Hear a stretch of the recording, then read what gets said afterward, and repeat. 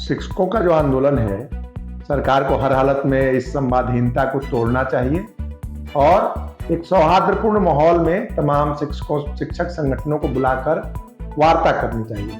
शिक्षकों का मांग है, क्या जायज है? शिक्षकों की जो मांगे हैं उसमें एक महत्वपूर्ण उसकी मांग है कि राज्यकर्मी का दर्जा हमको मिलना चाहिए।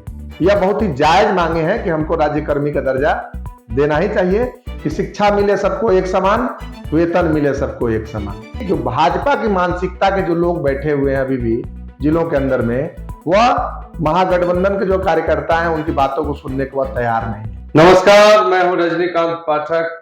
लोक आवाज 24 मंच पर आज हमारे बीच हैं सामाजिक कार्यकर्ता और कांग्रेस के नेता। सिवान से सीधे चल के हमारे मंच पे आए हैं। सुशील जी, आपका बहुत बहुत स्वागत है। जी जी, धन्यवाद। आज हम लोक आवाज मंच पर बिहार के शिक्षक आंदोलन और इससे जुड़ी हुई बातों पर इनसे चर्चा करेंगे। तो आइए सबसे पहले चलते हैं सुशील जी के पास। सुशील जी, बिहार में इधर शिक्षक आंदोलन कुछ ज्यादा ही हो रहा है, आखिर क्या मसला है इस पे? देखिए, असल में शिक्षकों का जो आंदोलन है वह उनकी कुछ मांगों को लेकर हो रहा है और हमको लगता है कि सरकार और शिक्षकों के बीच में जो संवादहीनता की स्थिति है, सबसे पहले तो वह जिम्मेवार है। सरकार को हर हालत में इस संवादहीनता को तोड़ना चाहिए और एक सौहार्दपूर्ण माहौल में तमाम शिक्षक संगठनों को बुलाकर वार्ता करनी चाहिए। किसी भी लोकतांत्रिक देश में आंदोलन उनका लोकतांत्रिक अधिकार है और भारत का संविधान का अनुच्छेद 19 बताता है कि मौलिक अधिकार भी है कि हम अपने आंदोलन के माध्यम से अपने बातों को कह सकते हैं। इधर क्या हुआ कि 11 तारीख को जब विधानसभा का सत्र चल रहा था, बिहार विधानसभा का, तो उसी दरमियान में शिक्षकों ने 11 और 12 को एक बड़ा प्रोटेस्ट किया यहाँ पटना के अंदर में। सभी जिलों से आकर वो विधानसभा के आगे वो बैठे हुए थे। उनके कुछ मांगे हैं, उन मांगों को लेकर चाहते थे सरकार वार्ता करे। बताइए कि क्या जो शिक्षकों का मांग है क्या जायज है, और अगर जायज है तो क्या राज्य सरकार को इस पे पहल करना चाहिए आगे होकर?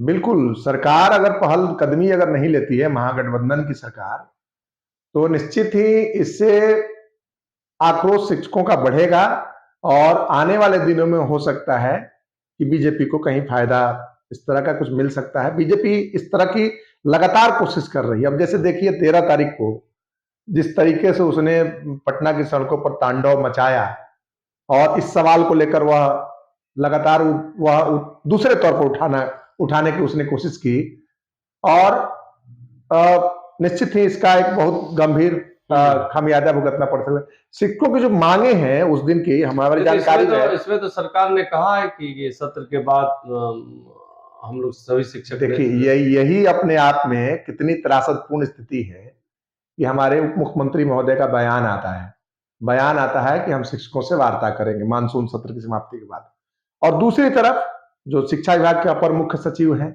वह कहते हैं कि जो भी शिक्षक इस आंदोलन में जो शामिल हुए हैं उनको चिन्हित किया जाएगा, उन पर कार्रवाई की जाएगी। बताइए, दोनों चीजें एक साथ चल सकती है क्या? पूरे राज्य के अंदर में कोई 1-2 जिला नहीं, पूरे राज्य के अंदर में शिक्षकों की लिस्ट बन रही है और उसको कहा जा रहा है। जो आप प्रशासनिक इशारा कर रहे हैं, तो वो तो एक ड्यूटी का पार्ट है कि मतलब जो राज्य स्तर पर शिक्षा सचिव स्तर पर जो कार्यक्रम चल रहा है या जो शक्ति चल रहा है कि आप समय पर स्कूल आइए, बच्चों को पढ़ाइए, ये एक अलग विषय है। नहीं, हम दूसरी बात भी कर रहे हैं। जो शिक्षक मैं बताता हूँ, जो शिक्षकों का मांग है कि हमें राजकर्मी का दर्जा दो, और सत्र में आपने उप मुख्यमंत्री जी का हवाला दिया, मुख्यमंत्री जी की तरफ से भी विजय चौधरी जी बयान दिए कि सत्र के बाद सभी शिक्षकों के जो संगठनों के नेता हैं उनसे बात करेंगे। उसके बाद सरकार के कई ऐसे कार्यक्रम है, मलेमास मेला में, फिर बेंगलोर में वो बैठक की बात हो गई है। ये एक अलग विषय है। मैं ये कह रहा हूँ कि जो शिक्षकों का उचित मांग है, क्या इस पे सरकार को पहल करके बात करना चाहिए? बिल्कुल बात करना चाहिए और सरकार चाहे तो इस गतिरोध को टाल सकती है। शिक्षकों की जो मांगे हैं उसमें एक महत्वपूर्ण उसकी मांग है कि राज्यकर्मी का दर्जा हमको मिलना चाहिए। अब सवाल यह है कि राज्यकर्मी का दर्जा क्यों नहीं मिलना चाहिए? एक तरफ सरकार कह रही है कि हम शिक्षकों का परीक्षा लेंगे, लेकिन आप यह बात बताइए, बहुत साधारण बात है कि जो राज्य के मुख्य सचिव हैं अमीर सुबहानी, वह संजोगों हमारे ही जिले से आते हैं, सिवान जिला से। वह उस अपने जमाने के यूपीएससी टॉपर रहे हैं, अपने विषय के टॉपर रहे हैं, लेकिन आज अगर उनकी परीक्षा ली जाए बीपीएससी की, तो हो सकता है बीपीएससी की परीक्षा में फेल कर जाएंगे। अच्छा, तो यह अपने आप में शिक्षकों को समायोजन करना चाहिए, सरकार को शिक्षकों को समायोजन करना चाहिए था, और बिना किसी परीक्षा को उस तरह का लिए हुए यह बहुत ही जायज मांगे हैं कि हमको राज्य कर्मी का दर्जा देना ही चाहिए। और यह लंबी लड़ाई है, समान काम के लिए समान वेतन, आप लंबे दिनों से देखते होंगे, यह बहुत लंबा सवाल है। 2020 में बड़ा आंदोलन भी हुआ है। उस समय हम लोग जब छात्र संगठन में काम करते थे, तो उस समय हम लोग इस बात को नारा देते थे कि शिक्षा मिले सबको एक समान, वेतन मिले सबको एक समान। अच्छा, एक और सवाल है सरकार से संबंधित है। इन दिनों अभी भी देखा जा रहा है कि साल भर हो गया, सरकार महागठबंधन की बनी है, मंत्री चेंज हैं, मुख्यमंत्री खैर वही हैं, नेतृत्व कर रहे हैं। ब्लॉक जिला में जो एक मतलब खबरें आती है कि महागठबंधन के जो घटक दल हैं, हमारा बात अधिकारी नहीं सुनती है, तो इसको आप किस रूप में देखते हैं? क्या है ये मामला? देखिए, असल में अब सरकार के अंदर में जो बैठे लोग हैं, वह किस नजर से इस बात को देख रहे हैं, लेकिन ग्राउंड रिपोर्ट यही है कि पूरे राज्य के अंदर में जो भाजपा और जदयू की जब सरकार चल रही थी, उस समय के बैठे हुए जो अधिकारी हैं, वही सब चीज चला रहे हैं।